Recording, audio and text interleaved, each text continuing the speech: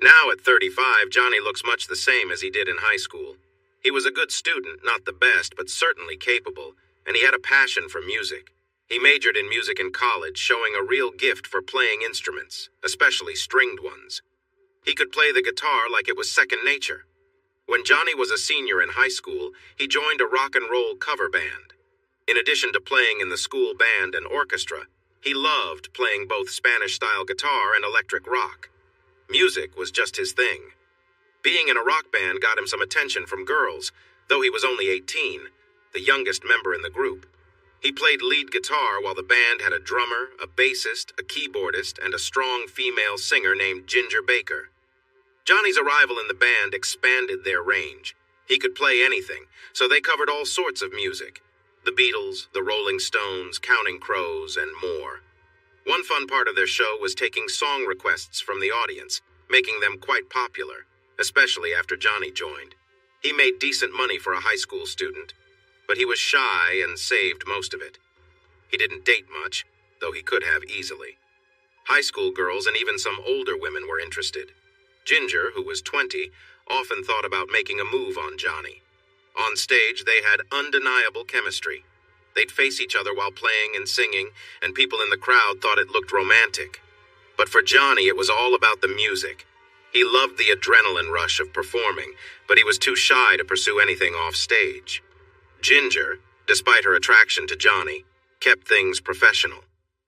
This underlying tension between them may have been what fueled their electric performances.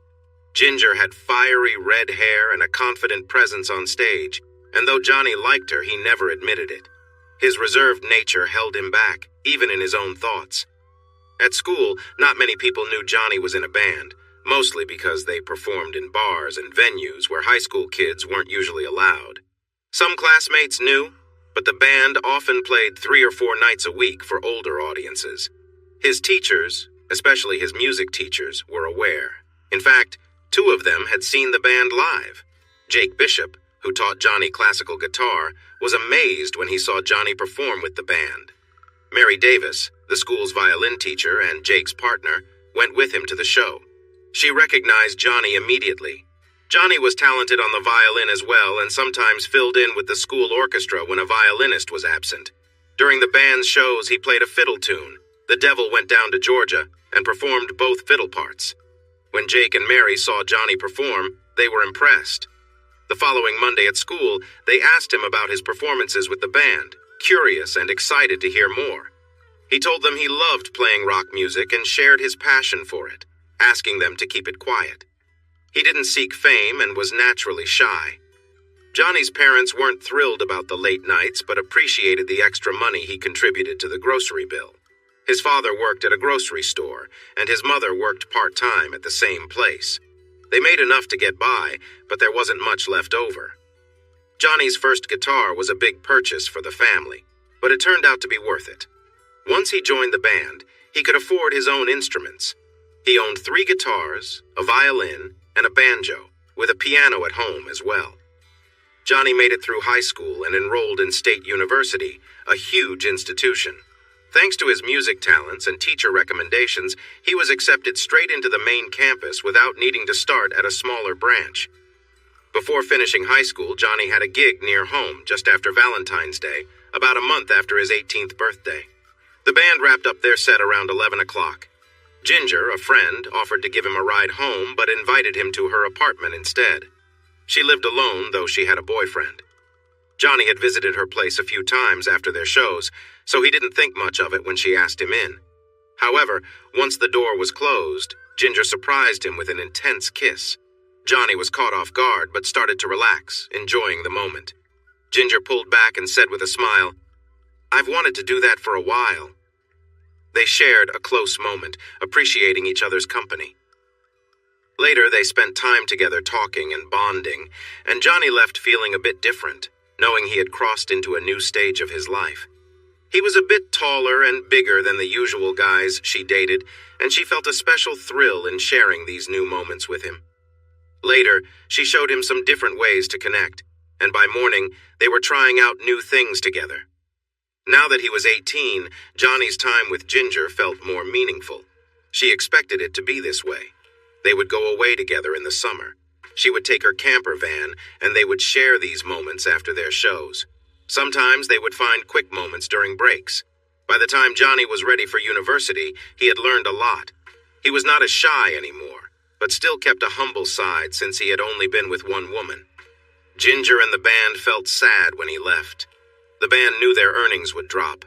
They had someone to step in, but it wouldn't be the same without Johnny. They did find a good replacement since they were a popular group in the area.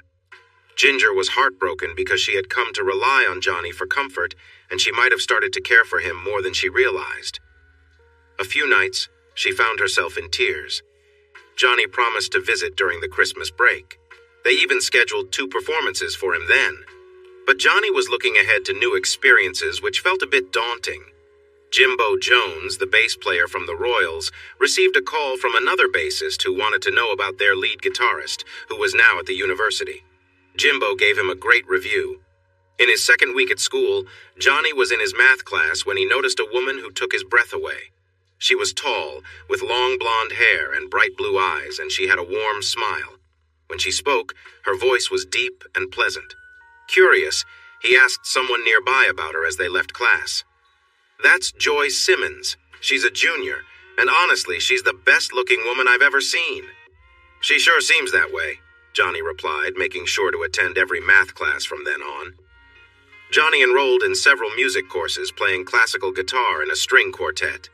He took a class on music history and a piano course. One day, Johnny was at the piano just playing around. He started playing a lively tune and really got into it.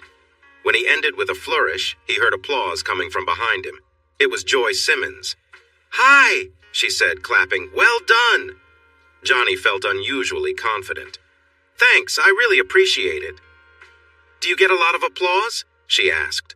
"Well, yes, but mainly for guitar. I used to play in a band." "Really? What band?" "A cover band called the Royals. I played in high school." "I've heard of them. You must be more than just a typical high school band. What was your role?" "I was the lead guitarist." "Oh, so you're Johnny." "Yes. How do you know that?" "I know Ginger. We were friends in high school. I lived close to her."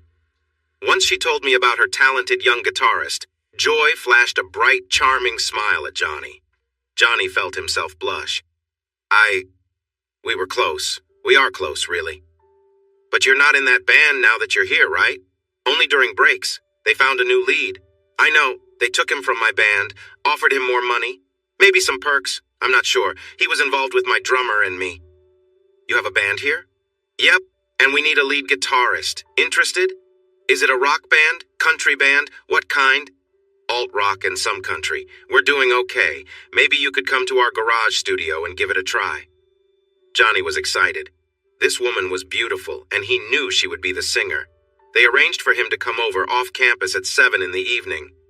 The garage studio was large. Harry Billingsley, the drummer, came from a well-off family. They had turned a barn into a practice space. Johnny arrived, looked around, and was impressed. He brought his electric guitar and a banjo since they mentioned doing some country music. They set up, and he met the band. Joy was indeed the lead singer. Harry played drums, Bob Leto was on bass, and Jerry Highsmith played keyboards and sometimes fiddle. They all sang at different times, mostly in harmony.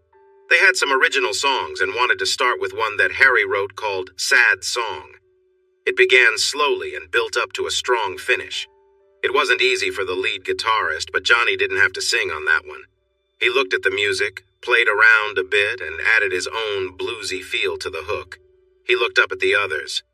"Okay, let's try it."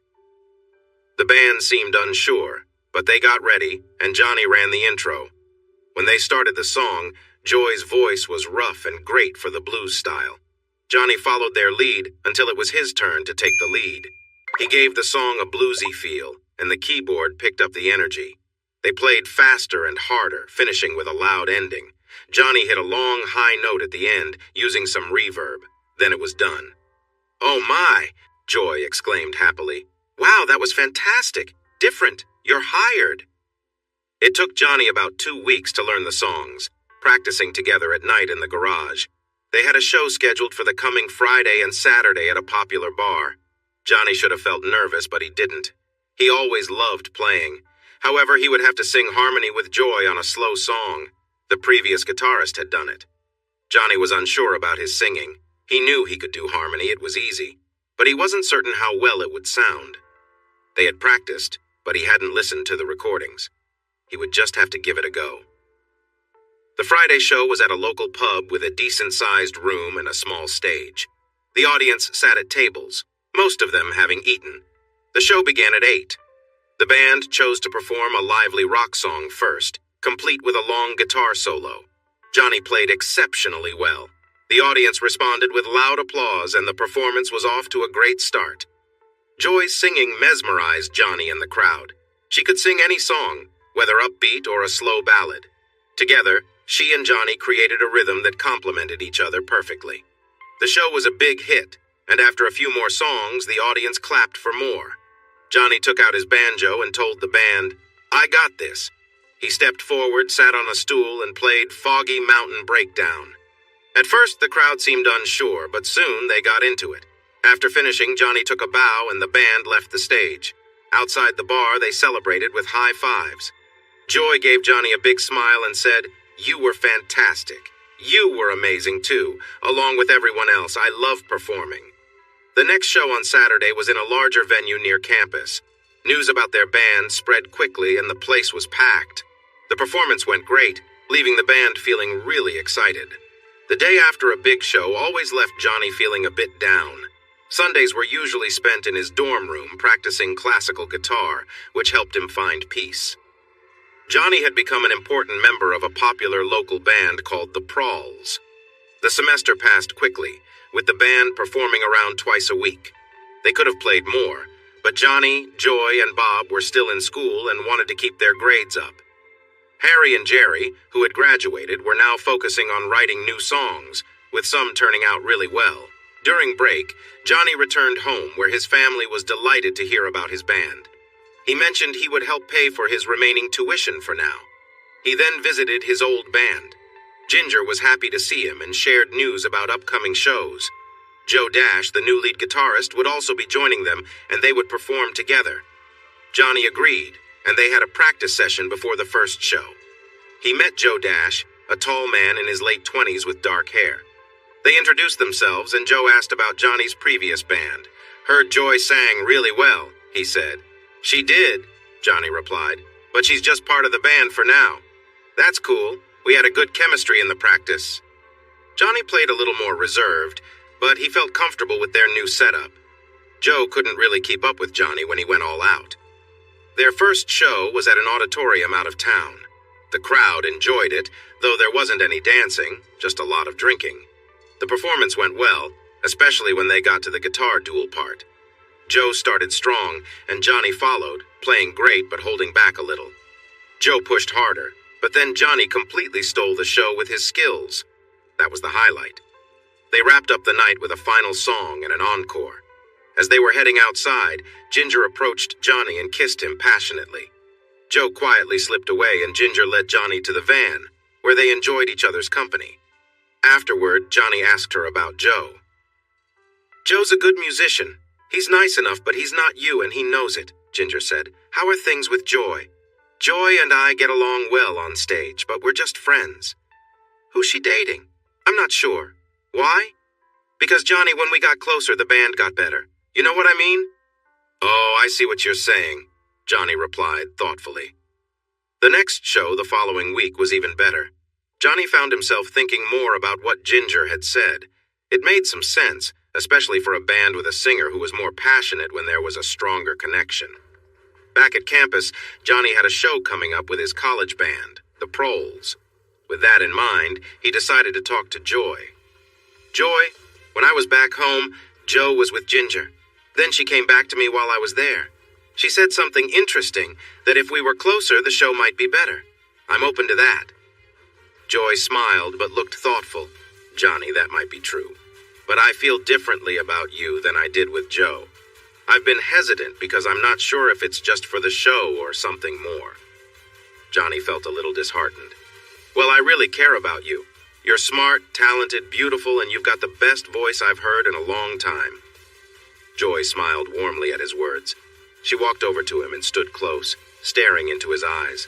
There was a moment between them, full of unspoken feelings. She leaned in gently, brushing her lips against his, but then she pulled away slowly. "After the next show?" she said with a smile, then walked away. The following show was incredible. Joy and Johnny shared a strong connection on stage that made their performance even more electric. She playfully teased him during the set, and Johnny's playing was full of energy. The final encore felt like a release of everything they had built up, and the crowd erupted with excitement. After the performance, Joy pulled Johnny into the bus.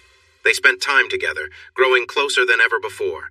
The bond between them was strong, and after that, Johnny realized he was falling in love with her. Joy told him she felt the same. Their chemistry on stage only grew stronger, and soon, they started attracting attention. One day, a representative from a recording company noticed their talent and approached them. Their journey together was just beginning. He wanted to create a live album that would be made from several upcoming shows. The band talked to someone Harry knew about the contract they were offered. After a few changes, they signed it. The contract was fair, splitting the earnings evenly for one album. They prepared some new songs for the next performances. 3 of the shows were in larger venues, but the first one would be in a smaller bar. They planned to keep things more relaxed for that show and have more fun during the other 3. The smaller show featured some slow songs where Joy and Johnny played their instruments softly. During one of the slow songs, Joy noticed Johnny getting a bit too excited. She teased him playfully.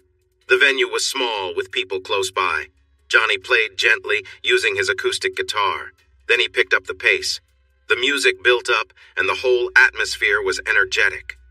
Once they finished, there was a brief moment of silence before the crowd erupted in applause. The acoustic show ended up being part of their live album. The next 3 shows contributed to a second album. The contract was updated and everyone earned some money. Both albums were released at the end of Johnny's first year in school. They went on a supporting tour afterward. Joy and Johnny were so excited about their relationship that by the end of the summer tour, they decided to get married. It was a small wedding with only family, the band, and a few friends. Ginger attended as well. Johnny was pleased to see her, and she seemed to be doing well. Her band was having success and creating their own music. Johnny was focused on finishing school. He signed up for several required courses to get them done together. He enjoyed math and computer courses because they reminded him of music. The band played 2 shows a week at nearby venues, with all of them selling out. Their albums were selling well. However, they made the most money during the summer tour, and another tour was planned for the next year. Meanwhile, the couple's relationship had many ups and downs. There were times when they just enjoyed being close and peaceful with one another. Johnny liked those moments the most. Joy was set to graduate at the end of the year, while Johnny still had 2 years left. The band wanted to increase the number of local shows and travel further. After the first semester, Johnny agreed. At this point, he was making more money playing in the band than he would likely earn with a degree. But he knew that money wasn't everything. In the spring, they planned to travel up to 300 miles for shows. If they went that far, they would perform for 2 nights. Johnny liked that because the second night always had an even more exciting energy. He was struggling in most of his courses except for music. With determination, he finished the year with passing grades. Johnny did really well in the class for playing classical violin. He got really into it and spent a lot of time practicing. His teacher, Millie Smith, suggested that he could keep playing the violin and maybe even join a big orchestra if he worked hard. Johnny told her that his band's summer tour would stop him from doing any summer work. But he promised to take his violin with him, along with the fiddle he used in the show. The summer tour was a big hit. The band took a 2-week break in late July to make a studio album. Johnny wrote 3 of the songs. They finished recording just in time. Although Johnny wasn't completely happy with the final result, the album became very popular when it was released in August and reached number 1. They signed a new contract, and Joy told him they would get a bigger share this time. The other band members didn't mind because they knew Joy and Johnny were key to their success. They were all doing well. Johnny saved most of his money and learned about investing, putting some of it into funds. This way, he didn't have to worry about money too much. Johnny decided to leave college and focus on his rock career. Their success kept him busy, and both he and Joy were feeling stressed. They had a lot of money, but Harry was struggling with a drug problem. After 18 months, they took a break. Johnny asked Joy if she wanted to have kids. She smiled at him, went to the bathroom, and got rid of her birth control pills. 3 months later, she was expecting their son, Robbie.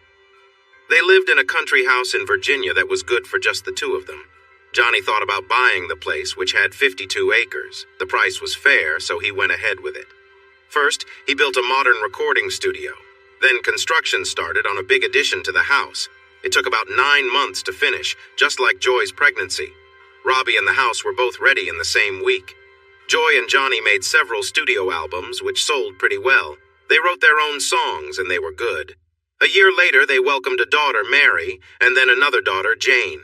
As the years went by, their fame faded a bit, but Johnny's wealth grew because his earlier investments did very well. When Joy was 38, she released a solo album that was fantastic and sold a lot. It got lots of airplay everywhere. Her voice was better than ever. While she worked on that album, Johnny returned to practicing classical violin and guitar.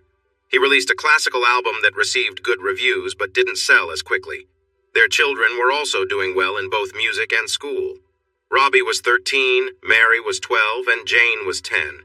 They attended the local school but also had music lessons at home. Robbie was more of a sports person than a musician.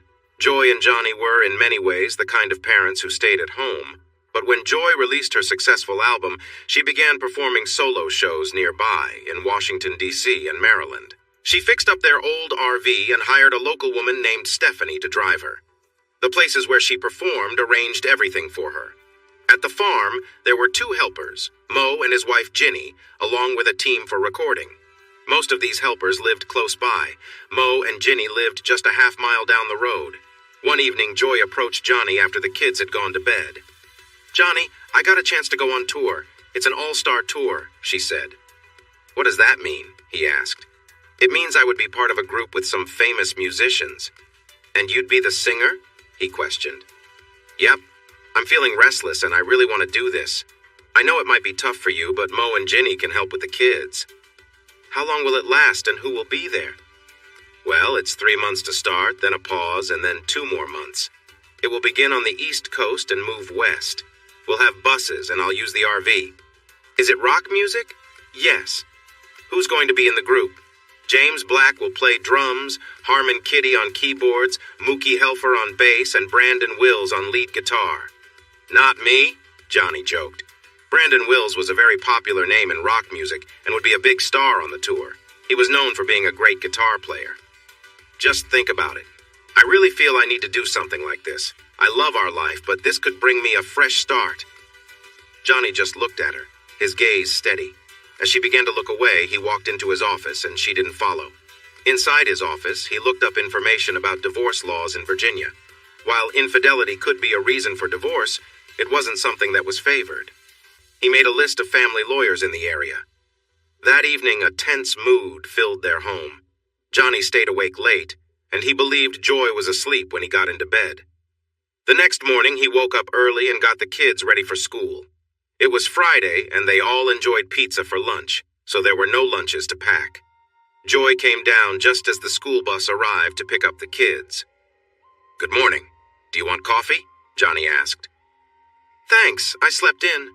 I must have been really tired," she replied. "Things are stressful now," he said seriously. She knew he was right, and they had to talk about the issue at hand. "Johnny, I promise I won't do anything wrong. Don't you trust me?" she said.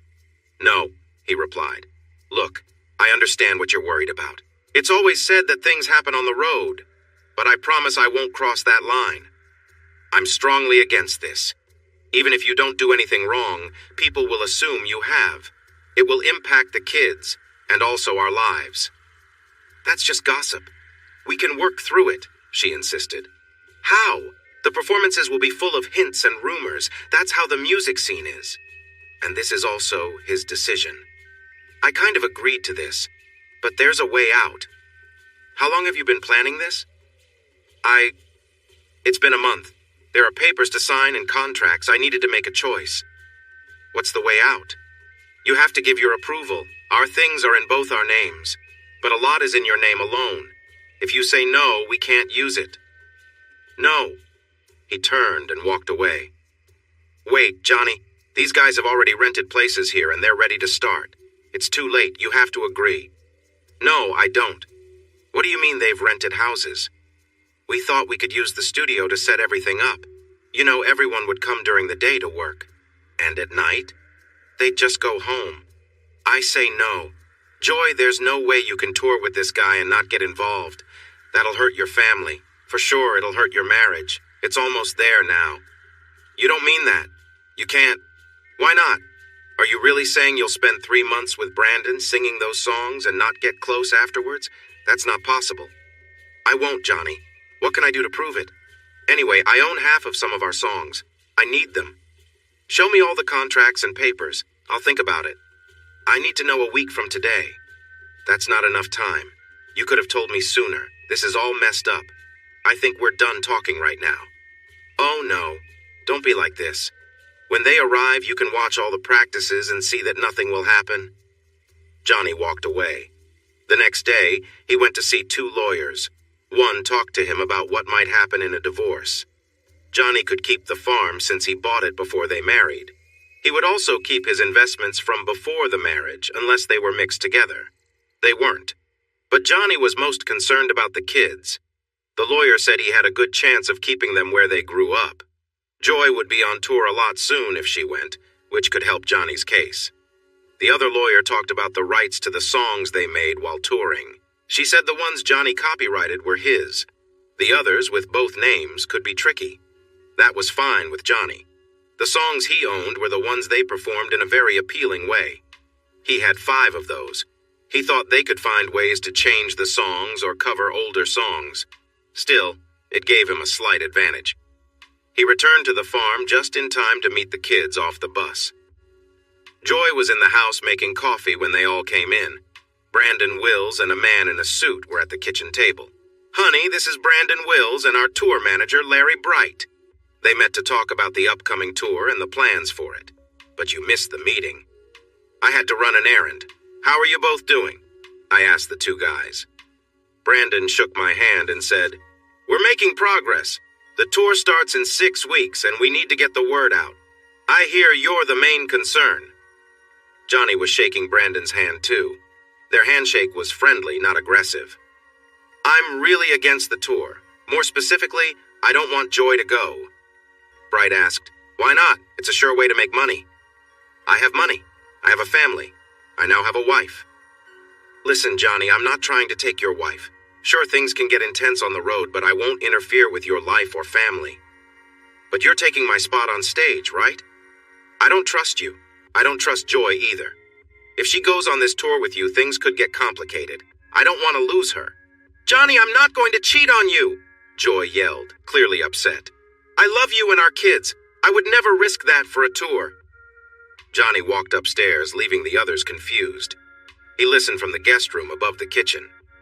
Joy, Brandon said. I don't know how to convince him. He's done tours before and things tend to happen. Yeah, but it was only with a couple of people. Still, that's 100%. Even with good intentions, things can come up. How do we prove to him that we can manage this? Bright added, We need those songs for sure. I checked and he owns the best 5. Joy chimed in. That's part of the problem. Those songs remind us of times when we got carried away. If you were in his shoes, would you want us to perform them? No, Brandon replied, looking down. Maybe we could write new ones. Bright suggested, What if we make a contract? Something to reassure him about the boundaries. If Joy doesn't stay true, there are consequences. Like what? Brandon asked. Like losing a lot in the event of a separation? Joy reacted, No way, not for a tour. If he can prove anything, he could still seek a separation, and my lawyer said he'd likely get the best outcome for the kids. So what do we have to lose? Her family, said Brandon. That means a lot. Brandon, are you thinking of bringing someone along? I could if that would help. I know some people. Sure, I'm sure you could. Maybe even a few. 3 is the most. Our RV isn't that big. Let's drop it. If he hears that, he'll lose it. He needs to mature. He doesn't own you, just your best songs. Maybe we can invite him along. Bright suggested. No, he won't watch the kids if I'm not there. We'll ask him to help get ready. He can see how it goes for himself. Bright said, but how could he know what happens after the show? Security keeps people away, including him. Joy replied, Johnny would guess something happened by the next performance. He'd pick up on it. It's hard to hide things from him. Brandon chimed in, maybe we can create some tension, just a little teasing back and forth, then step back. That could give the show a fresh feel. I did that once for a couple of weeks. What happened then? Joy asked. Well, the usual. It's a tricky situation. The trio decided to invite Johnny to help with the show preparations. When Johnny came for dinner, Brandon was present, but Bright was not. Johnny asked, why are you here now? His tone wasn't polite. I wanted to invite you to help with the preparation. We're starting tomorrow. Are you in? Sorry. I might drop in occasionally, but if Joy goes on this tour, it will be over for us. I can't help with that. I hope you keep that in mind. Where is she? She's at the studio. I wanted to assure you that I have no intentions towards her.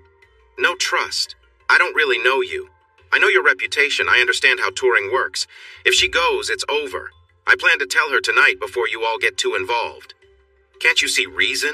Brandon asked, feeling frustrated. Johnny went outside and they walked toward the studio together. Suddenly, Johnny paused. One more thing. If I find out that you and Joy are together while we're still married, I'll make sure you regret it. I can't say how or when, but it will happen. So it's not just her that's at risk. That's a threat. You can't say that to me. Your word against mine. No hard feelings. Right now I feel like my marriage is falling apart. I can't think of many ways to save it. Maybe if you stepped back. I can't do that. I need the money. I have a lot of responsibilities. That's your choice. Joy came out of the studio just then. Brandon entered, feeling uneasy. He had never been threatened like that before, and he believed Johnny meant what he said. He decided right then that he would stay away from Joy, no matter what. Later that night, Johnny talked to Joy about the tour again. Joy, I don't think you understand. I want to be very clear. If you go on this tour, I will get a separation order and file for divorce. I say that because I believe you'd find someone else while you're away, so it would be over. You know there's a good chance of that happening, yet you still want to do this. To me, that means you want to leave. Want the good life you used to have? Johnny, you're being weak. If our marriage ends, it won't be my fault because I won't cheat. So save your anger for something real. I won't do it. You're just upset because they didn't invite you. Jealous. Okay, I've said my piece, and you've had yours. The band arrived the next day at 10 a.m. Johnny was about to finish recording a violin piece. Their presence outside the soundproof room didn't bother him. He finished the song, stood up, and saw 4 guys clapping outside the glass. He took a bow, then went outside and met the rest of the band. He left them to work on their music. They took a break for lunch at 1. Joy had arranged for catering. They were all sitting outside with some smoking. The other band members were curious about Johnny, who had a big reputation. Jimmy Black asked Joy, why did Johnny seem so down this morning? Have you talked about it? Joy smiled at him. We've talked. He doesn't want me to go. Mookie snorted. I wonder why. His sarcasm was clear. What are you going to do? I don't want to waste time here, Mookie said again. I'm going, but I don't think we'll be able to play his songs. That's too bad. I saw your songbook and your concert video. It's clear he has his reasons. Joy, you're a mom and I guess a wife. I don't want to be part of any trouble. Maybe I should leave. Me too, said Harmon. Brandon said, you guys signed the papers. You have to follow through. I promise nothing will go wrong between me and Joy that could hurt her family. I have a good reason to stay away from that. The guy said he'd hurt me if I messed with his wife. He means it. Joy looked shocked. Don't worry, everything will be fine. He wouldn't know how to hurt someone. Maybe we should. No, reporting it would only get him into trouble. Not always. It'd be his word against mine. But remember that if anything happens to me. They finished lunch. Johnny was watching the afternoon rehearsal live on his laptop. He thought they did well, but he didn't like one of the new songs that might upset Joy. Then they played an even worse one. It was supposed to be the last song. Brandon purposely toned it down a bit that time. What's up with you, Brandon? You're getting soft. Mookie said, giving him a hard look. Again, he replied. They played once more. Joy and Brandon blended well. Johnny just watched. When the song ended, the band packed up their things and moved to the foyer. They picked up the discussion from lunch. Harmon said, "Those last two songs, if I was Johnny and saw them, I'd be worried." Joy said, "No worries." The guys left, and as Brandon walked to his motorcycle, he stopped and faced Joy. "It could be a problem later. Just saying." "No, Brandon. No. We finish what we start and then leave the stage." Rehearsals carried on for several weeks, and the band improved. Johnny watched from time to time. He had a feeling about what would happen, but he didn't know how to change it. One day he spotted the other three members taking a walk. Joy and Brandon were nowhere in sight. As he approached them, they looked uneasy. Mookie said, "We were just discussing Joy and Brandon and how they might feel about the tour. None of us is okay with this. Is there something we can do to help?" "I'm not sure. If all of you quit now, it might not fix anything. I don't know. It feels like it's already decided." The next day, all three of them walked away for good. This caused a big problem. Brandon and Joy rushed into the house while Johnny was having a late breakfast. "You jerk!" Joy shouted. "You made this happen. It's your fault because of your jealousy." "What happened?" Johnny asked, genuinely curious. "They left. All three of them. They wrote a note saying they couldn't handle the situation with you and the kids. I guess they care about the kids. And it's because of you." Brandon interjected. "Did you say anything to them?" "No. A few weeks ago, they talked to me about the family issues. I told them I thought things were beyond fixing. I figured they would understand and leave it at that. Just a sad situation." "Oh, Johnny, please bring them back." Joy's voice broke as she started to cry. "I'm thinking of filing for divorce tomorrow. If they hear that, they might return because it would all be over now." "You can't divorce me? I haven't done anything wrong." "I just thought maybe that could bring them back here. We might be heading for divorce anyway, with or without the tour. You don't seem to care for me much right now, and it's clear you don't love me anymore. So why wait? Please, Johnny. You know I love you. I fell for you the first time I heard you play, and I love you even more now. Don't do this." "Joy, okay, do you have Mookie's number?" Johnny called Mookie and asked him to come back along with the others. After a serious talk where Johnny promised the band's participation wouldn't harm their marriage, Mookie agreed. Johnny realized that if Joy didn't go on the tour, she would hold it against him forever. He didn't see how their relationship could last if she viewed him as the reason she couldn't chase her dreams. On the other hand, he thought maybe she could do the tour without feeling betrayed. It was a small chance, but he had hope. So he made sure everyone knew he thought the tour should continue. He asked his lawyer to pause on the divorce papers. Rehearsals wrapped up, and they were ready to go. At this point, Johnny barely noticed the final rehearsals, checking only at the end to see how they finished. It always bothered him. Johnny set it up so he could watch all the concerts on his smart TV. Their first stop was Philadelphia, where they had 2 shows. He watched closely and was pleased. The band performed well and received good reviews, though not overly enthusiastic ones. All the venues were sold out.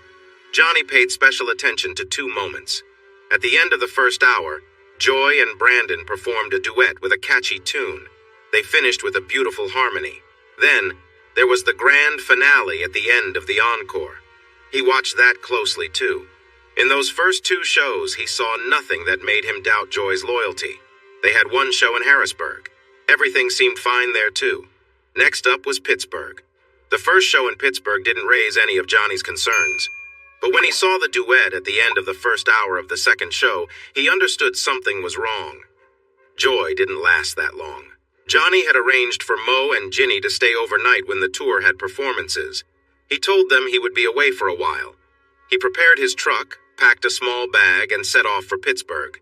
The drive would take about 4 hours. Johnny arrived in Pittsburgh around 3 in the morning. He found the venue and spotted Joy's RV parked nearby. He had forgotten his cell phone but had brought a small camera. He parked his truck near the fence and used a horse blanket to cover the barbed wire. After climbing over the fence, he quickly scanned the area for security and found nothing. There might be cameras, and he wore a hoodie just in case. He hurried to the RV door. He knew Joy had changed the electronic lock code, but he had a device that could help him figure it out. It worked quietly, and he slipped inside.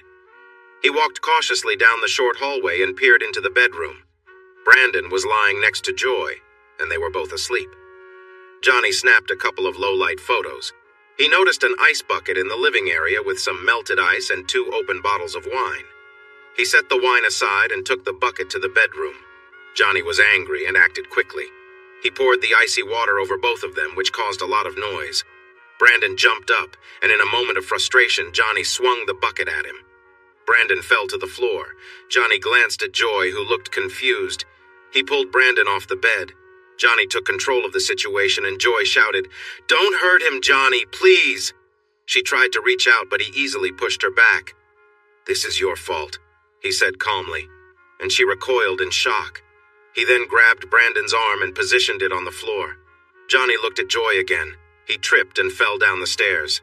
"If I see the police, you're both in trouble. Otherwise, this is it. Enjoy your time." Johnny pulled Brandon to the door and opened it, leaving him halfway down the stairs. He dropped a wine bottle on the ground and a bucket inside the RV. Johnny quickly returned to the fence, climbed over into the truck bed, pulled off a horse blanket, jumped back into the front seat, and drove away gently. He was on his way home. For a while, Johnny drove on autopilot, wondering how long it would be before the police caught up with him. Maybe they would stop him on the road. He just followed signs to D.C. After about 2 hours, he started to feel more awake. He noticed his breathing was fast and shallow, and he began to shake. He pulled into a rest area as dawn broke. He sat there for a bit. When it was fully light outside, he stopped shaking, started the truck, and drove home. No police bothered him. Johnny arrived at the farm around 8:30. The kids were getting ready for school, and he gave them hugs. Ginny made him some toast and eggs for breakfast, and he ate gladly. After that, with a cup of coffee, Johnny thought about what to do while waiting for the police. He decided to record some violin music. It might be his last chance in the studio. To his surprise, it went really well. The feelings he had held back came through in the music, helping him relax. He silently told himself that whatever would happen, would happen. He started singing an old Doris Day song and laughed for a long time. After recording, Johnny chopped some wood for a while. Lunch was ham and cheese, and he chopped more wood before fixing his acoustic guitar. It was nearly time to pick up the kids. Johnny turned on his computer and searched for news about Brandon. He found a story about how Brandon fell down the stairs, hurt his hand, and got some other injuries. His tour with the rock band was canceled. Tickets would soon be refunded for next month's shows. Johnny smiled, but still expected the police to come. He walked to the bus stop to pick up the kids who had heard about the tour. They asked when their mom would be home. Johnny said he didn't know, which reminded him to check for messages on his phone. After snacks and setting the kids up for their homework, he checked Joy's phone location. It was still in Pittsburgh at the arena. He felt unsure about what that meant, so he decided to call. The phone went to voicemail. "Joy, I heard the tour is off. I'm wondering when you might return. The kids are asking." That was all he said. Ginny cooked burgers and coleslaw for dinner, a family favorite. After they ate, his phone rang. It was Joy. "Hello? Hi, are you okay? Are you home?" "Yes." "And the kids?" "Okay, I wonder when you'll be back." "I spent a long time talking to doctors and Bright." "Yeah, how's the boyfriend?" "Brandon isn't doing well. He has a head injury and his hand is really hurt." "Oh no. That's all you have to say?" "Yep. The kids are asking when you're coming back. They heard the tour is on hold." "I'm unsure. I feel bad about all this. I'm a little scared." "Well, let me know when you decide. This is a safe place for you. No worries. I probably won't be able to stay too long." "Why?" "Hold on. We can talk more when I get home. I'll leave today. The tour can't go on unless we find another guitarist."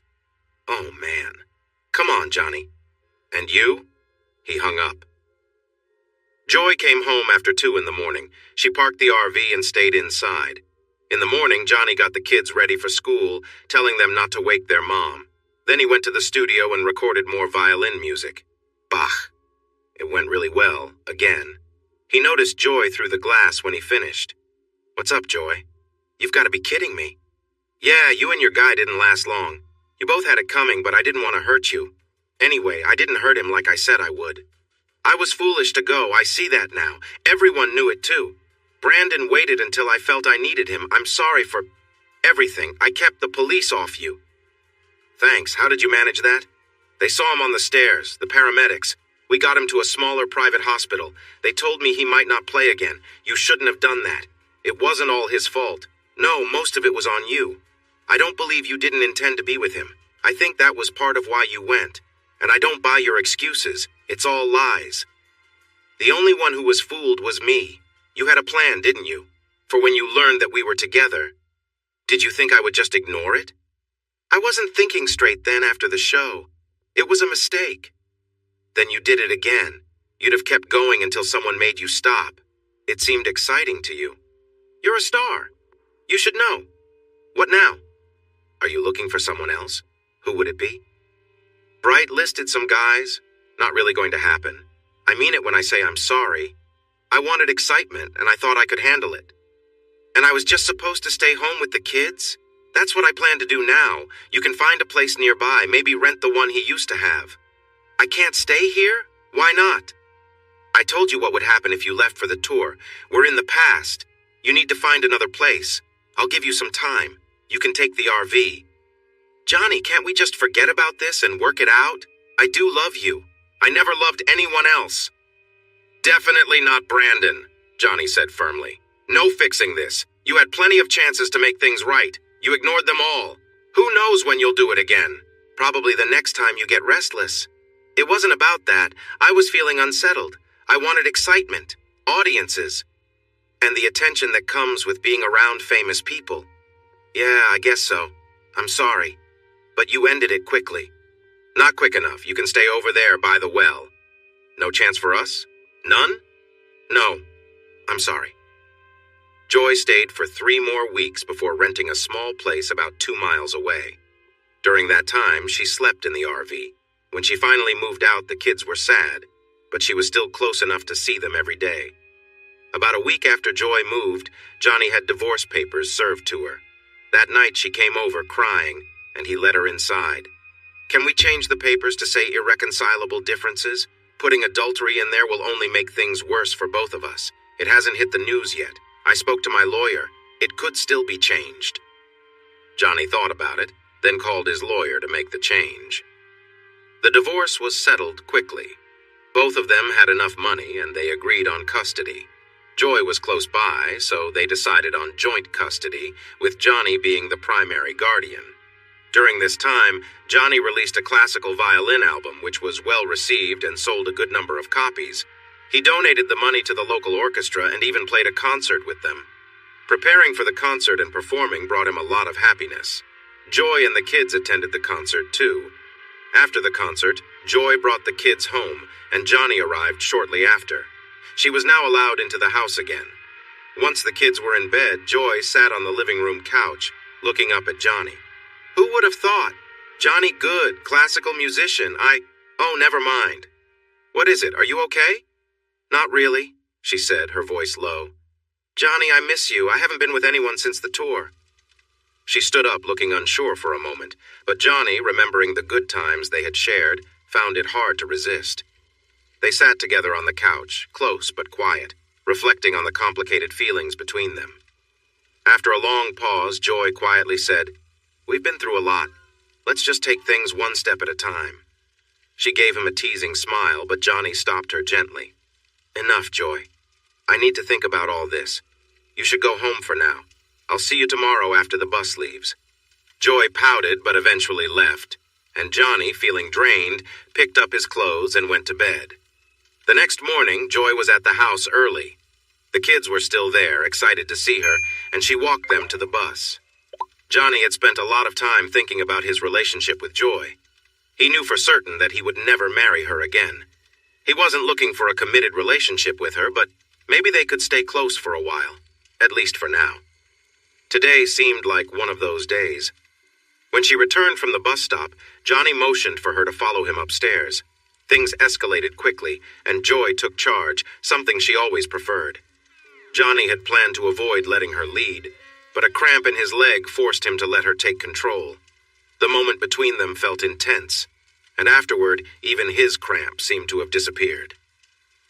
Afterward, they showered and got dressed. Ginny and Mo, Johnny's friends, gave them curious looks. "It's not what you think," Johnny said, laughing. "We just needed to freshen up before heading to the studio." The room burst into laughter. Once at the studio, they sat down to talk. "Joy, I want to be clear about something," Johnny began. "You're incredible, and I can't deny that I'm drawn to you, but we're never getting married again. I won't ask you to be exclusive, and I won't make that promise to you either.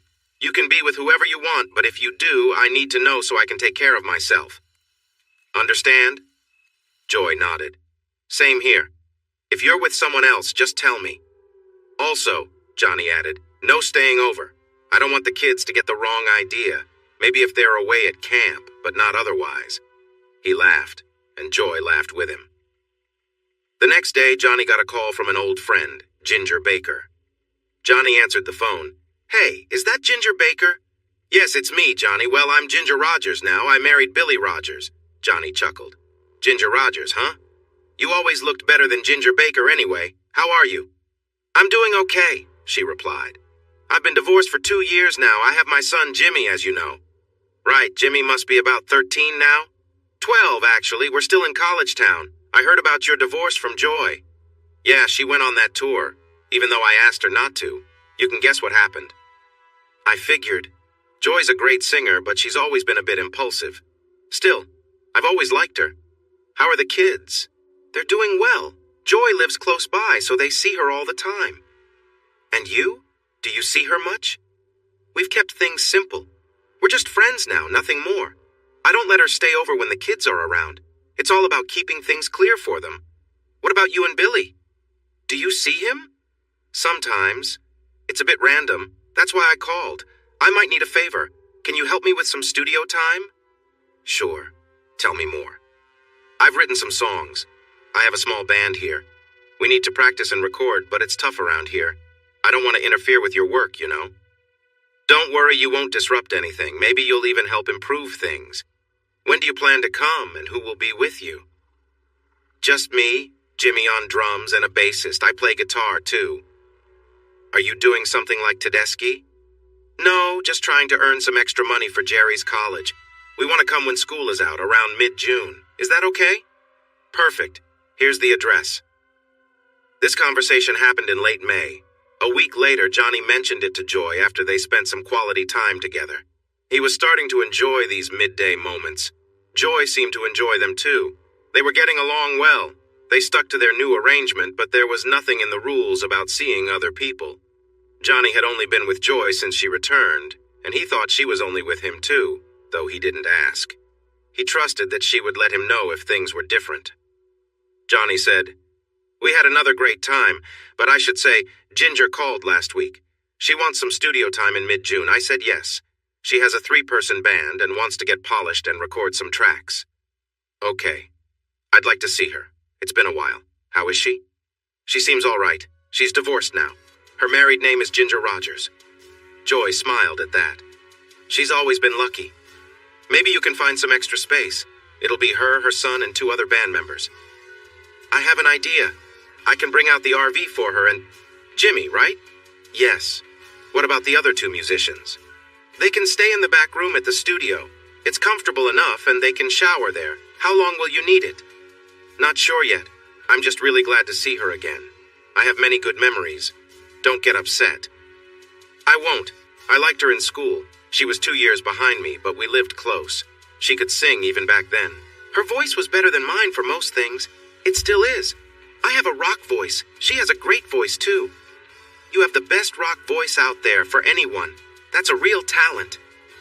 Joy smiled at his compliment. Ginny arrived with her group. Her son Jimmy was also a redhead and quite big for his age. He and Robbie became friends right away. It seemed like Mary liked Jimmy too, which made Johnny chuckle. The real surprise when Ginny arrived was that her 2 bandmates were women, Joyce Green on drums and Lacey Green, no relation, on bass guitar. Joyce was a strong-looking woman in her early 30s. Lacey was a soft-spoken, blonde, and cheerful young woman, while Joyce had dark hair and an olive complexion.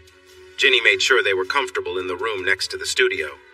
Meanwhile, Jimmy and his mom, Ginger, moved into the RV. However, Robbie offered Jimmy a spot in his pull-out bed, which left Ginger staying in the RV alone. Despite its past, Johnny had learned to overlook any bad memories tied to it. They all enjoyed a casual dinner together, with hot dogs and burgers. The atmosphere was pleasant, and everyone got along well. Johnny noticed Lacey and Joyce seemed especially close, and later learned they were a couple. By 9:30, the kids were off to bed. Lacey and Joyce headed to the studio shortly after.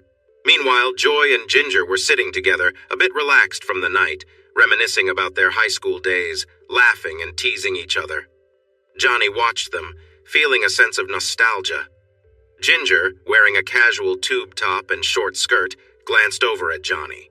Joy, in her sleeveless dress, looked effortlessly beautiful, as always. "You know, Johnny's always been like this," Joy teased, laughing. "I swear, we're probably the only women he's ever been close to." Ginger raised an eyebrow at Johnny. "Is that true? Just the two of us?" Johnny smiled, but kept things lighthearted. "Yeah, just the two of you. Never both at the same time, though." His response was playful, but they all kept the conversation light and easygoing. The evening continued with laughter and shared memories of old times, and they soon called it a night, leaving the playful banter behind as everyone headed to their rooms. Johnny couldn't help but reflect on how much things had changed, but also how, in some ways, they had stayed the same. She turned toward Joy and gently sat down on Johnny's lap. Their connection was familiar, as they had shared moments like this before. Joy watched for a moment before lying down beside them, resting her head near Johnny. She softly kissed his skin, letting the closeness between the three fill the room. Johnny could feel her presence, even though his attention was divided. Ginger's breathing became deeper, and soon after, she sighed in contentment. The moment felt powerful for all of them. Johnny could sense the intensity building between them, a quiet bond that didn't need words. After a while, the connection grew stronger, and the energy in the room felt overwhelming for a few seconds. They all shared in it, feeling a sense of unity. Once they were finished, they collapsed onto the bed, catching their breath. After a few moments of quiet, Johnny spoke up. "I think I'm done for a long time," he said with a tired smile. "I don't think it gets any better than that." The women laughed softly. Joy teased, "Well, that just leaves Ginger and me then." Ginger chuckled too, saying, "Maybe we should bring in the rest of the band."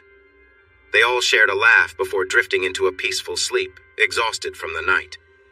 The next morning, Johnny woke up with both women on either side of him. He couldn't help but smile at the peacefulness of the moment.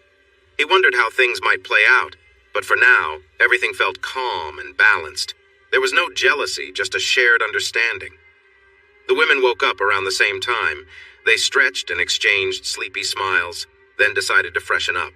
They all brushed their teeth, exchanging a few playful looks, enjoying the easygoing comfort between them. The lightheartedness of the morning was refreshing. As they finished getting ready for the day, there was a feeling of playfulness in the air. They laughed, teased, and shared quiet moments of connection. The trio felt at ease with one another, comfortable with the newfound dynamic in their lives. With the morning behind them, they focused on the day ahead, ready to move forward and see where things would lead. Johnny was working hard on the music. Ginger finished her part and Joy quickly joined in. Johnny kept playing, increasing his energy, and wrapped up with a smile. The three of them stepped into the big shower to cool off. They realized they needed to eat. Mo and Ginny were taking care of the kids at breakfast, and when the three adults came downstairs, the kids gave them curious looks. Johnny said, "Let's save questions for later. Time for food." After the kids were settled outside, Johnny, Ginger, and Joy went to the studio. Ginger set up with her bandmates. They had 3 songs they wanted to work on that day. Joy and Johnny helped with the sound equipment. The session continued until lunch, and they recorded all 3 songs, though they weren't final versions yet. Johnny arranged for lunch to be brought outside to the studio table. He said with a mouthful of sandwich, "I have some ideas, if that's all right." "Me too," said Joy. This sparked a conversation about how to make their afternoon sessions even better. When they went back inside, Johnny picked up his guitar. Joy also entered the glass room, and they left the recordings on. The five of them created an upbeat version of the first song. Johnny suggested, for the next song, Joy and Ginger should sing together with the guitar adding a twist.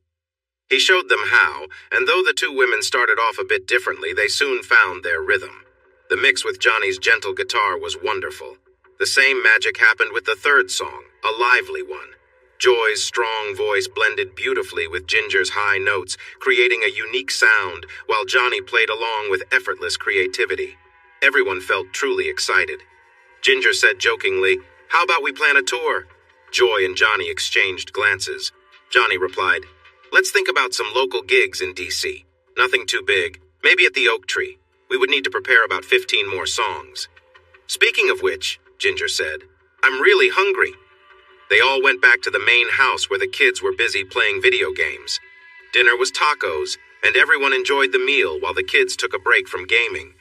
Once things calmed down, Johnny and Joy went outside to chat. It felt like a natural choice. Joy asked, "So, are you ready to dive back into rock music after exploring other styles?" "Definitely, but we should start small with local shows, just overnight for now. It will take us some time to shape a proper show, but I don't see myself doing anything too large or national," Johnny replied. "What did you think of Ginger and Joy's singing?" "They were good. Not entirely polished, but they'll improve with practice. I have some songs I wrote that might fit well with Ginger. I really like how we sound together." "Awesome. We can work on them here and maybe have a gig in August right before school starts." As they moved back inside, they passed the Greens who were watching the sleeping kids, and a sense of excitement filled the air. Johnny said, "Let's go upstairs to brainstorm. I think it'll really help our sound." The women laughed, feeling the fun of the moment. Ginger playfully tapped the front of Johnny's pants, smiling. "It looks like there's plenty to work with here." A few moments later, they were all settled in the big bed, laughing and relaxed. Ginger and Joy knelt on the edge of the bed, playfully moving around, as if they were waiting to see who Johnny would choose first. With a grin, Johnny did a quick eeny, meeny, miny, mo, and tapped Joy. She giggled as he came over to her, and they shared a passionate moment, enjoying each other's company. Not long after, Ginger took her turn, and the connection between them felt just as strong. Afterward, Johnny sat back in a chair, letting the two women enjoy each other's presence. They continued to share in the warmth of the moment, exchanging soft kisses and hugs.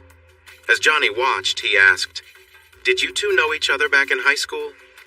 They glanced over at him with a knowing smile, but didn't answer directly, just enjoying the closeness between them. Later, Ginger sat on Johnny's knee, making him smile with a playful touch. She gave him a quick kiss on the cheek and said with a grin, "That's enough for tonight. Time to rest." That night, they all slept peacefully together in the big bed. When Johnny woke up the next morning, he noticed Joy and Ginger spooning next to him, arms draped comfortably around him. Johnny thought briefly about whether he should feel jealous, but realized there was no reason for it. They all shared something unique, and it worked for them. They got up in time to help the kids with breakfast and start the day. The morning was spent fine-tuning the first few songs they had worked on, and by the afternoon they focused on 2 of Joy's pieces. The music was coming together perfectly, and Johnny even brought in a sound engineer to help with the technical setup while they played. Although they all shared the same bed at night, it wasn't always about passion. Some nights were quiet, with Johnny simply watching the 2 women share a tender connection. Other times, they took turns, but everything felt natural and relaxed. Johnny noticed that the music seemed to flow better, the creativity sparked by their closeness, something he had known from past experiences. One day, Johnny booked a one-night show at the Oak Tree, a venue in a nearby suburb of D.C. He felt the band was ready and arranged for the performance to be professionally recorded. Everyone felt a little nervous as they arrived at the venue, except Johnny, who was always calm when it came to playing music. The setup was professional, and the crowd packed the place. From the moment they stepped on stage, the show was a massive success. The band kicked things off with a high-energy rock song, and the audience was hooked from the start. Joy and Ginger were flawless, and Johnny's guitar played the perfect supportive role, adding depth to the music without overshadowing the vocals. He didn't see himself as the star, just someone who helped bring it all together. His guitar riffs held the songs in place, making everything flow smoothly. The band, GJ and Jay, finished up a great rocker, and then the two women sang a slow song without any music. Johnny played a short piece to finish it off. There were no encore songs. After the performance, they hurried to the RV. The Greens were in a van with their things. Everyone was excited. They started their drive home, which took about 90 minutes. The next morning, the show got amazing reviews, which the band saw later in the day since they all slept in, enjoying a Sunday off. School was about to begin for the kids. Ginger registered Jimmy at the local school and rented out her house in Pennsylvania. The four children had spent a long, fun summer together. Jimmy had made friends and was happy to stay, even though he missed some of his old buddies. After discussing their plans, Johnny arranged another nearby concert in a larger venue at a local university. That show sold out too. It went just as well as the first, with the addition of a couple of new songs, including a blues number where Johnny got to really show off his skills. Joy sang with him on that one. Ginger felt good about how things were going.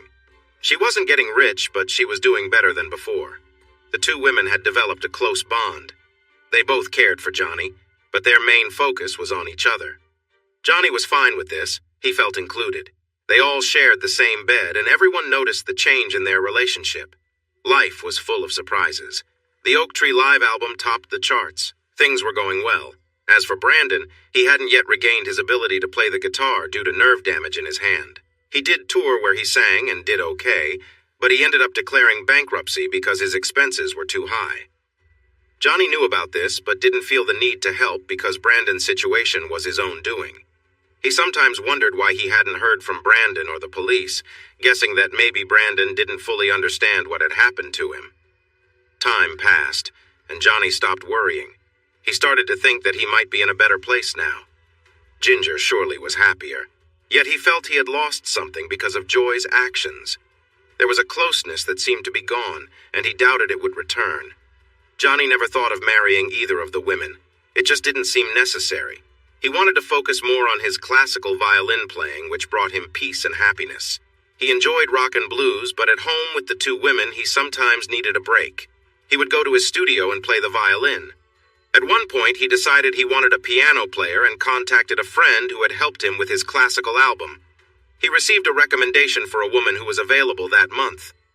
Lily Baxter came in for an audition. She was about 30, 5'6", slim, with light brown hair. She had a nice face, wore no makeup, and dressed simply for the audition like a friendly neighbor. When he saw her, they went to the studio together. He handed her some music, which she played easily. He asked her to join him for a short piece for piano and violin. She played perfectly, maybe even better than he expected. Her piano added depth to his violin, both in the background and as a leading part at different times. Together, they finished the piece. "You're hired if you'd like the job," Johnny said with excitement. "I would," Lily replied, feeling very happy. She had played backup for some big orchestras and had performed at several recitals with string groups. Still, her income wasn't steady. This job offered a chance to record and save some money. It came with a place to stay, meals, and a good salary. The contract was for 6 months. Lily didn't have children. She had married her college boyfriend at 22, but he had been unfaithful, and she left him. He didn't want kids, which worked out well. Lily wasn't alone in her life. She was attractive enough and could find companionship when she wanted. Occasionally, she would meet someone at a dance hall or had an on-and-off relationship with another piano player. Her divorce was 4 years ago. Since then, her social life was better than during her marriage, but it wasn't very steady. She knew about Johnny's history with rock music and the stories written about his past relationships. This intrigued her. She also knew that Ginger and Joy lived nearby, but didn't know their exact situation. They performed locally and were selling a lot of music in today's different ways. She had heard the Oak Tree recording and believed Johnny was involved with both women, which piqued her interest. Lily settled into a small house at the edge of the property. Johnny had cleaned it up for her. It was about 3/4 of a mile from the studio. Lily brought a bicycle, and Johnny left a car there for her to use if the weather was bad. In the mornings between 8 and 11, Johnny and Lily practiced and recorded. Everything was going well, sometimes even better than expected for classical violin. After 2 weeks, they had completed 6 tracks. The afternoons at the studio were reserved for the rock band's practices. They had another gig planned at a downtown university in 3 weeks. Ginger began coming by to watch Johnny and Lily practice. She was curious about how they worked together while playing. To her surprise, it was not that different from the way the rock band interacted. While they weren't doing anything suggestive, they had a strong connection, both in music and outside of it. Ginger noticed this and felt a hint of jealousy. She asked Joy to come over and see for herself. Joy was surprised by the connection between Johnny and Lily at the studio. She wondered if Lily was trying to win Johnny's attention. She didn't think much of it.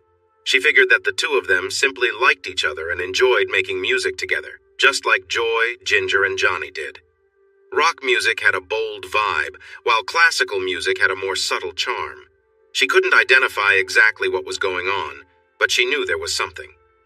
She started to imagine what it might be like for Johnny and Lily to be close after a concert.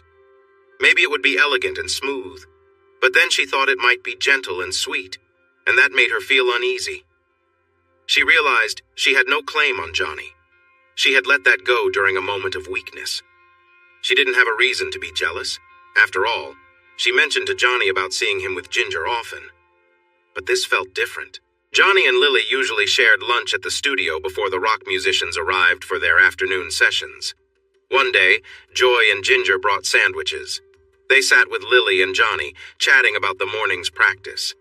It was nice to talk about music with fellow musicians. At that moment, Lily thought about Joy and Ginger and their close relationships. She knew Johnny had mentioned that he shared a bed with them when they first met, so she wouldn't feel uncomfortable. The idea didn't bother Lily at all. In fact, she found herself curious about what it was like to be with Johnny, or even all of them. Some nights, while alone at home, her thoughts wandered there. One Friday, she asked Johnny to dinner and he agreed. She cooked fish fritters and a salad, which impressed him. She wore a loose sundress that didn't have a bra. She often felt comfortable without one. It was easy to see. Johnny noticed right away. He had been thinking about Lily a lot lately, and it was clear he was attracted to her. She was lovely and easygoing, but there was also something about her that intrigued him. But he didn't want to disrupt the friendly music connections they had. However, Johnny wasn't the type to ignore temptation when it arose. Lily's outfit sparked his interest. After dinner, there was a noticeable tension in the air. Lily finally spoke up. "Johnny, I know you spend the night with Ginger and Joy. When you finish a concert, do you just go off with them right away?" "Yes." "Both of them?" "Yes, and they're together too. Rock music is all about passion." "Oh, I know. Well, classical isn't quite the same, but that doesn't mean we classical musicians don't have our moments, you know." "I never thought that." Their eyes met, and she stood up, feeling the moment shift. She took his hand, and he stood up with her. "Can you treat me like I'm a rock star?" she asked with a playful grin. "Absolutely," Johnny replied with a smile. They quickly moved to the bedroom, laughing and embracing, lost in the moment.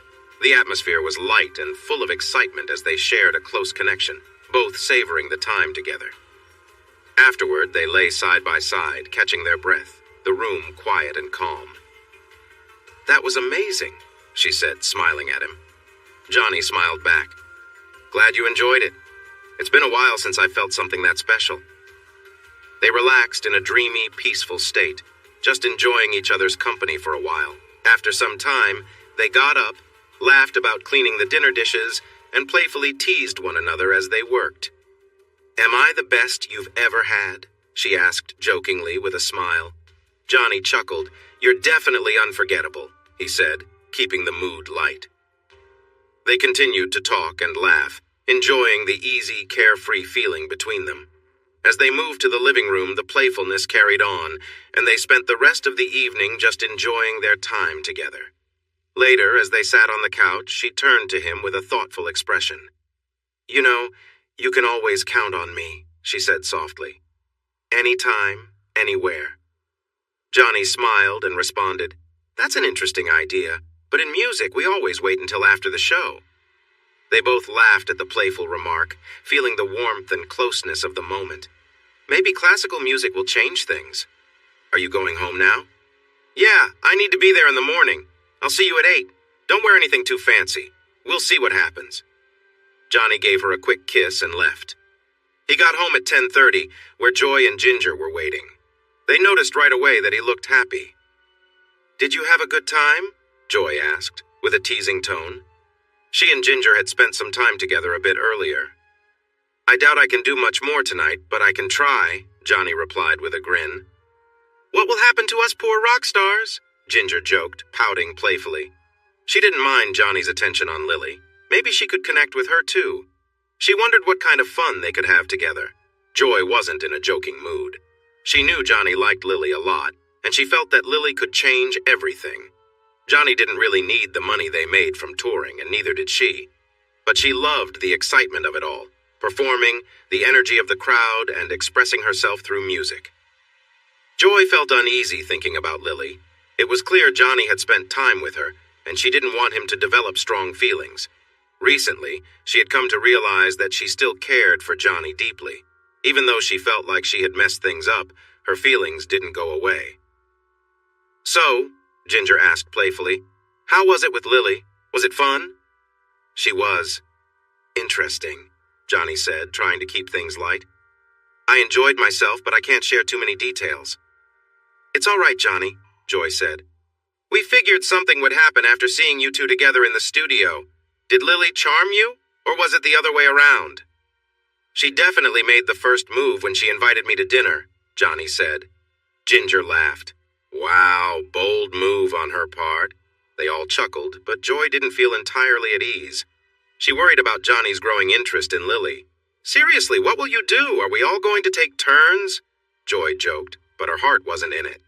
She couldn't shake the worry that Johnny might fall for Lily. She liked how things were with Johnny, even if they were still figuring things out. They shared the same space, even if it felt complicated at times. Joy still cared for Johnny deeply. He was someone she had loved and still wanted to be close to. Now she still loved him, but he was free to do what he wanted. She knew she was also free to find someone else, but she only wanted Johnny. Her experience with Brandon had taught her that. He wasn't even worth it. If she lost Johnny, she could find someone else, but she worried that Johnny would fall for Lily and start a new life with her. She didn't want to start over with anyone else. If only she hadn't gotten distracted. Johnny spent the night watching Ginger and Joy. They teased him a lot about it. Even though he found it interesting, he tried to stay focused.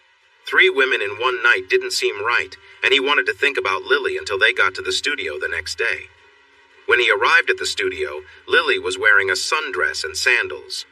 She smiled at him, and he felt a strong attraction.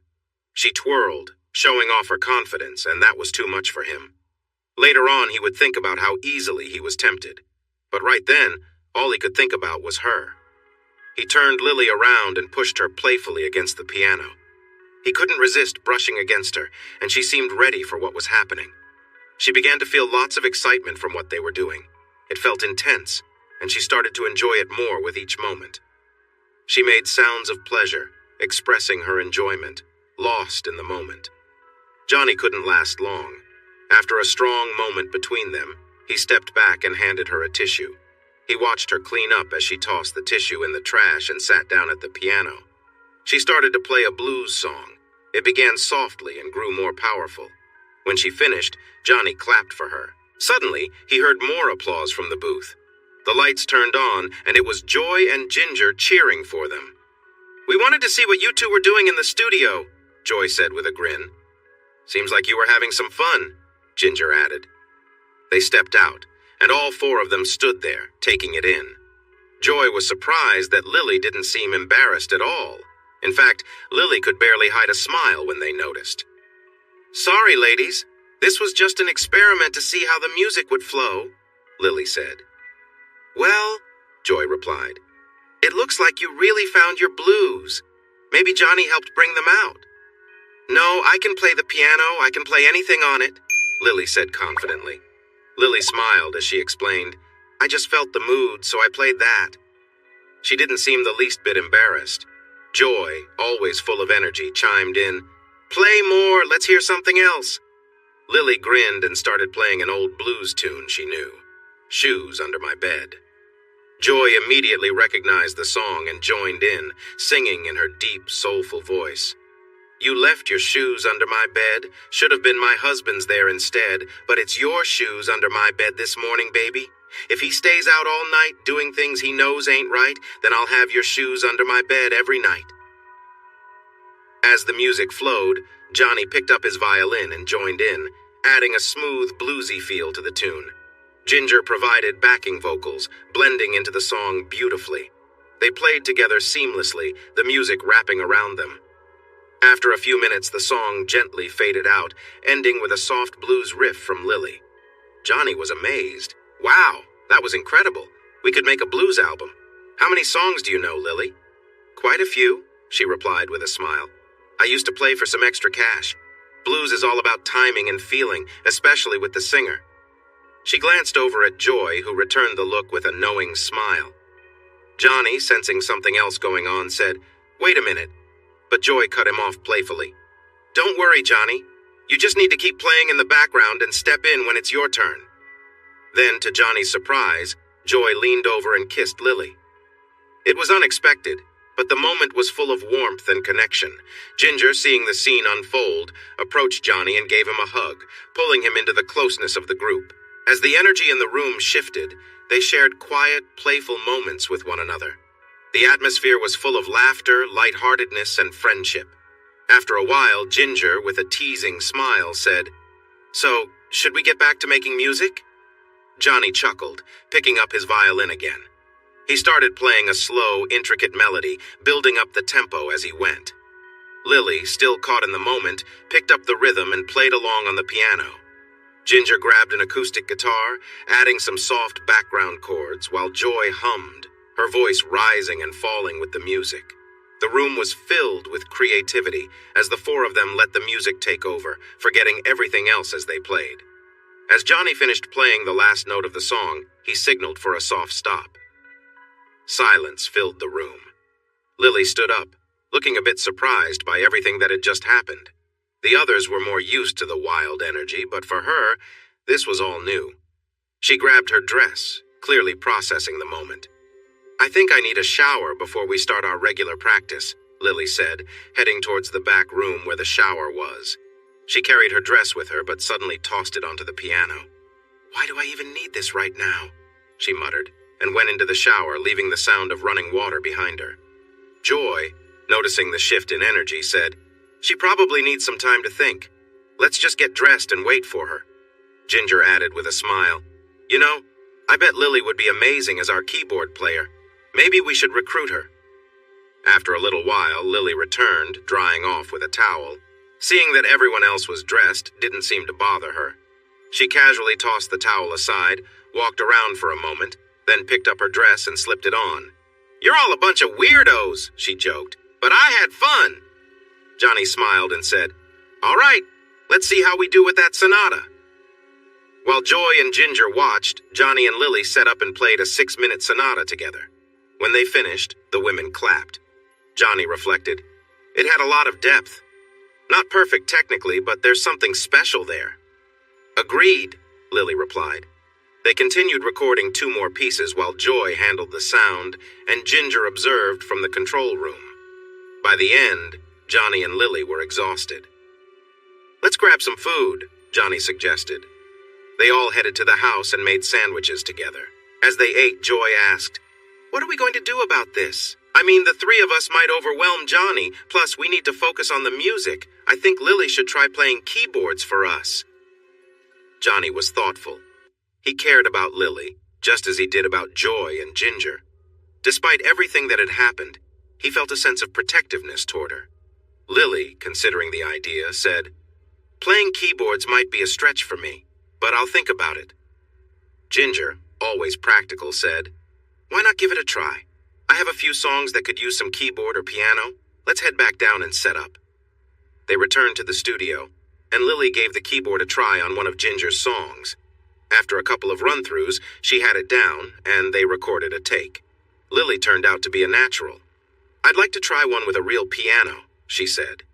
They switched to the piano, and once again it worked beautifully. After that, Johnny picked up his banjo and started playing a lively reel.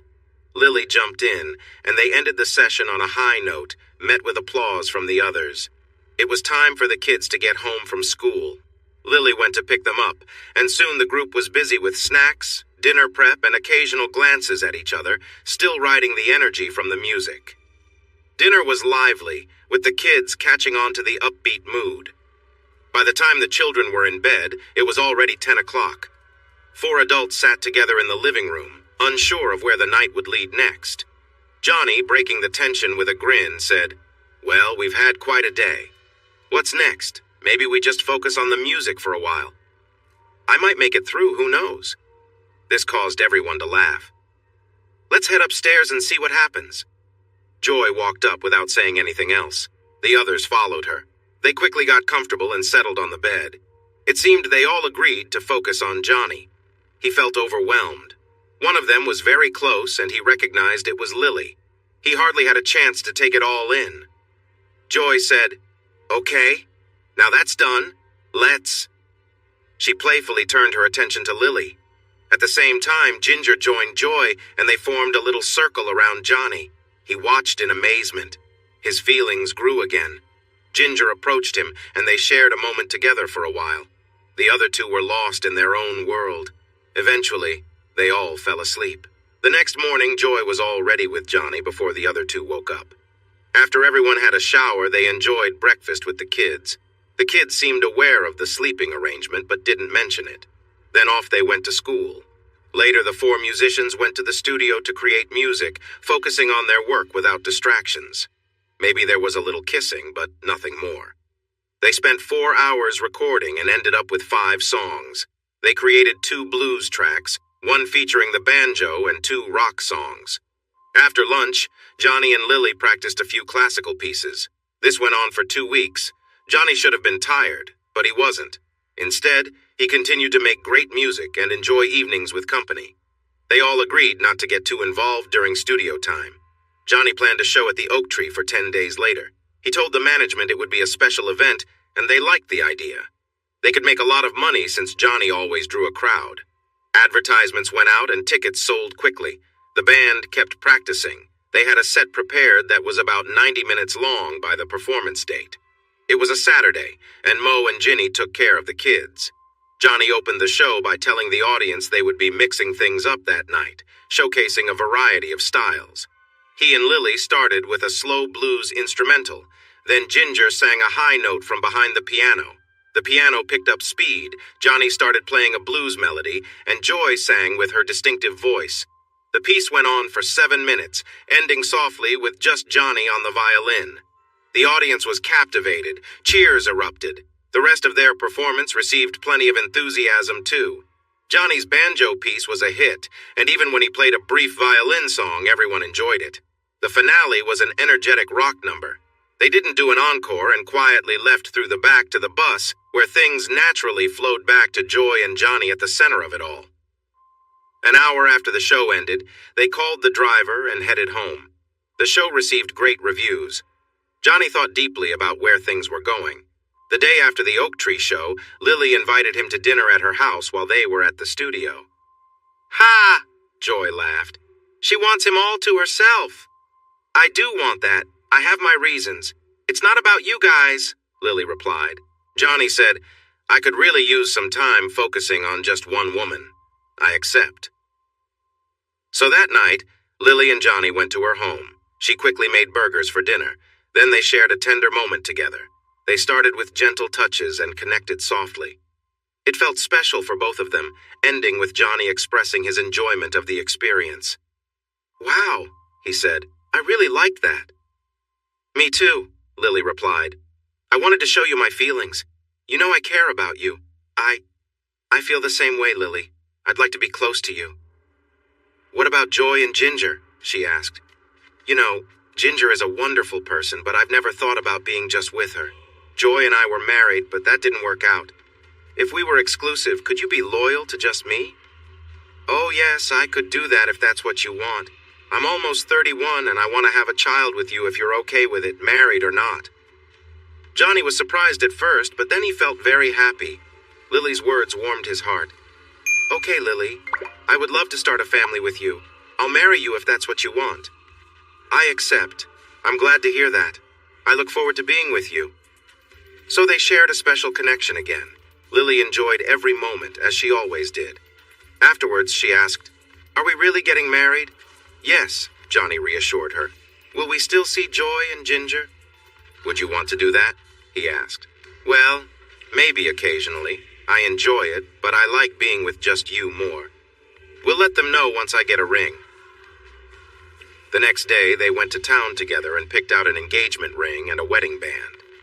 Johnny thought about how, after his marriage to Joy, he should be careful with another commitment. But he felt confident this time. He sensed that Lily was different from Joy. They spent the next 2 days at the guest house, then invited Joy and Ginger into the main room of the big house. "Lily and I are getting married," Johnny announced. Joy gasped. "Oh, congratulations, I guess." Tears formed in her eyes, and Ginger wrapped her in a warm hug. "Joy, I hope you can understand. I still care about you and Ginger, but I want a chance with Lily. She wants a baby, and I'd like that too." Joy said, "It's okay. I'm happy for you. But what about our time together? You know, with me and Ginger, I was getting into the whole group thing." She was still tearful. "We talked about it, but haven't made a final decision. It would definitely happen less often." "Well," said Joy, "maybe we should enjoy it while we can." So they did. Johnny thought it would be great for Joy and Ginger to perform together with the Greens. He noticed how well they blended their voices. He worked on 2 songs for them to practice at the studio as the wedding approached. The recordings of those 2 songs turned out to be so captivating that the women decided to create an entire performance set. By the time Lily and Johnny got married, they had a show ready. The wedding was small, with family, friends, and loved ones. Lily and Johnny went to London for their honeymoon, as Lily always wanted to visit the city. They had a wonderful time. When they got back, they settled into their guest house. Once home, Johnny listened to the new girl group's set. He believed they had songs that could be very successful, but he felt they needed something special, a lead guitar. Ginger was okay, but her singing was much better than her guitar playing. However, Johnny didn't want to tour with them, and he didn't want to go back to Oak Tree either. After thinking it over, he decided they needed a new guitar player. That's what he told them. They went to the studio, and Johnny showed them how the new parts would fit in. He persuaded them. Joy said, "But if you won't do it, who will?"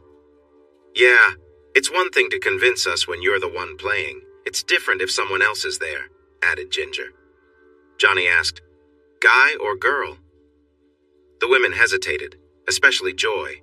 She wanted a guy, a good-looking one. Everyone knew why they were hesitant.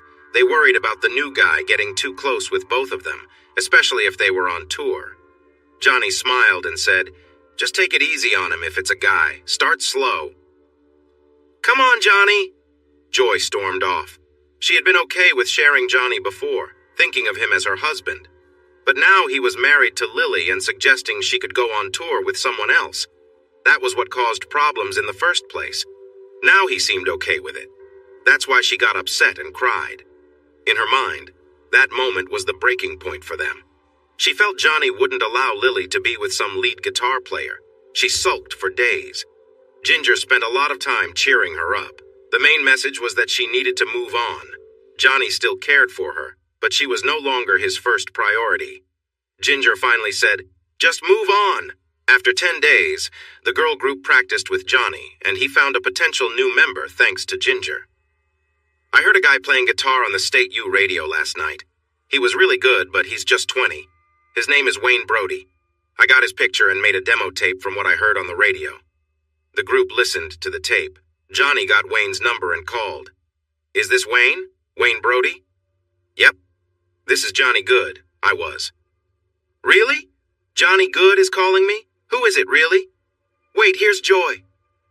Joy took over the call with her recognizable voice. She made Wayne believe that Johnny was the real deal. "Why did you call?" "We want you to come here and audition for a tour the girls are preparing. I can't do it myself." "What tour? When?" "We're getting a show ready with Ginger and Joy singing and our backup band, the Greens. We need a lead guitarist. I've been filling in for now, but I can't continue. We're looking to start with some local shows in D.C. and then go up and down the East Coast. It'll be 3 weeks on, 2 weeks off. The schedule depends on the bookings and the band's needs. Got it. When do I need to come? They arranged to pick him up at the airport the following Monday. Johnny wanted to meet Wayne alone first, as he thought Wayne might be too new to understand the situation. When Johnny met Wayne, he was impressed. Wayne was about 6 feet tall, weighed around 180 pounds, with black hair and dark eyes. Johnny thought he would fit in well with the two women on stage. They got in the car, and Johnny stored Wayne's bag and guitar. Johnny started, "I need to talk to you about the tour. How much experience do you have?" "A little bit, mostly in college with a band, then some shows in D.C. This tour will require good teamwork." "Yeah, I saw an article about you and Joy and that other guy. I don't want to deal with those kinds of issues." "That was some time ago. Joy and I are divorced now. I married again last month. But I was married to Joy when she took that tour that ended our marriage. She's free now." "I understand. What about Ginger and the Greens?" "The Greens manage fine on their own. Ginger is also free." "What do you mean by that?"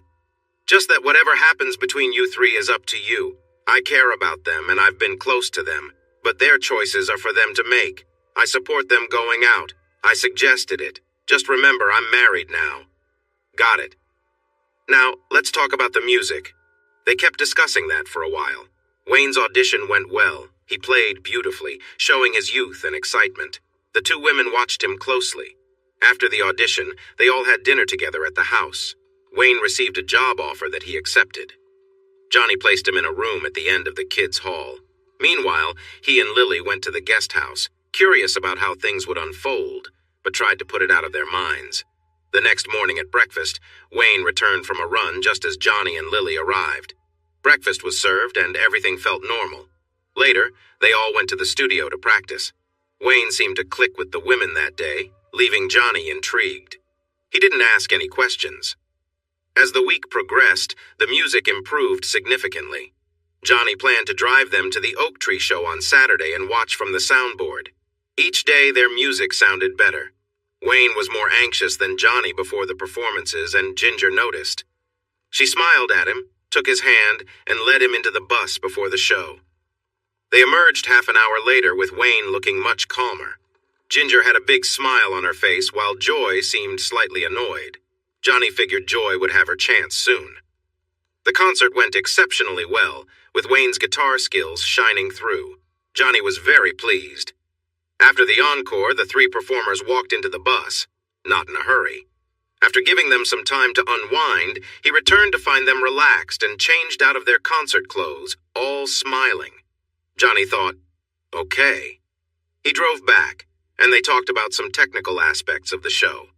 The new group called themselves Green Pieces, and they lined up several local shows, all of which went smoothly. Wayne seemed to have settled into the bigger bedroom. Johnny felt mostly relieved, but he admitted to a hint of annoyance, though not strongly. They planned a 6-week tour, and in 2 weeks they would leave. Johnny and Lily were preparing for a new baby. Ginger felt a bit uneasy about leaving Jimmy, but he reassured her, and that was settled. During the tour, Ginger and Joy kept in touch with their kids through video calls. Johnny and Lily moved back to the main house, into the big bedroom. Lily soon discovered she was pregnant, with a positive test just before the return of the others. Both she and Johnny were thrilled. When Joy and Ginger returned, they looked tired but happy. Their tour had been a success, earning good money and praise. Wayne stayed for one night before heading back to his college town. The Greens were off for an extended trip in England, where they had also done well. Johnny and Lily invited Joy and Ginger over for a nice dinner, and afterwards, they gathered in the big room. Johnny asked, "So, how did everything go?" Wayne left pretty quickly. Joy and Ginger exchanged laughs. Joy replied, "We had a great time with him. He was a big part of our journey, and he really enjoyed it." "I think he was embarrassed, which is why he left so quickly," Ginger said with a laugh. Lily looked intrigued. "What do you mean? I'm curious. Tell me more." Ginger smiled, leaning in a bit. "Well, we used to call him the Energizer Bunny. After one of the shows, we brought him back to the bus. Things escalated quickly, and I was on top. He was a bit too eager, though, and I started teasing him, telling him he needed to do better. That made him try harder, and we just kept pushing his buttons. Joy joined in on the fun, and we had him completely wrapped around our fingers. Johnny noticed Lily's reaction. Her curiosity had clearly grown. Joy, noticing as well, chuckled. "Lily, what was it about that story that caught your attention?" Lily blushed slightly, but smiled. "I guess it was just the idea of having that kind of control. Sorry," she added, glancing at Johnny. Ginger grinned. "Looks like Johnny might have some work to do to keep up with his wife." Johnny stayed quiet, letting the conversation continue. Lily asked, "What else happened after that?" Joy laughed and replied, "Oh, nothing too wild. We had fun, but it was all playful, really. We just knew how to keep things interesting." Johnny raised an eyebrow at Lily, teasingly adding, "Don't get any ideas." The room filled with laughter, but there was a subtle shift in the air, a sense of anticipation. Joy then stood up with a smile. "I think it's time we all head upstairs and just see what happens." Without a word, Lily stood up and took Johnny's hand, pulling him gently toward the stairs. Joy and Ginger followed, keeping the mood light and playful. As they all headed upstairs, Johnny couldn't help but feel outnumbered. But there was an ease in the air, and everyone seemed to be enjoying the moment. They were all close, with a shared connection that didn't need to be rushed. 8 months later, little Elizabeth Good was born, a healthy and happy addition to the family. Thanks for watching this video. Don't forget to subscribe to Infidelity Plus to stay updated with more captivating tales of infidelity and payback.